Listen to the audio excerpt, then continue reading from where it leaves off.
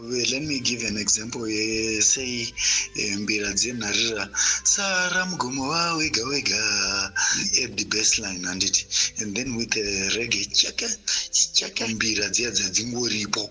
But yeah, inenge iri plagiarism raise kana kuti utanga kukumbira mbira dzenarira here.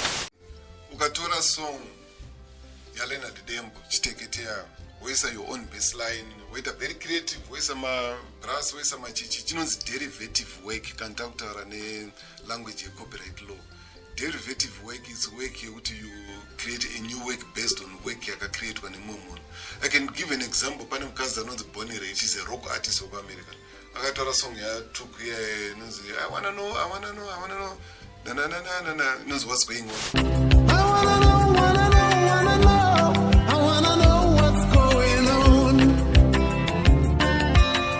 So she took the bass line and the drums and then created my vocals manyoan.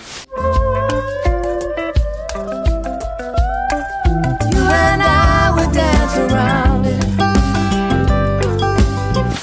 But she had to ask for permission from Oliver Mtukudzi and she had to pay a fee.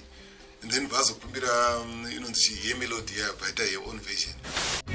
Hear me, I pray.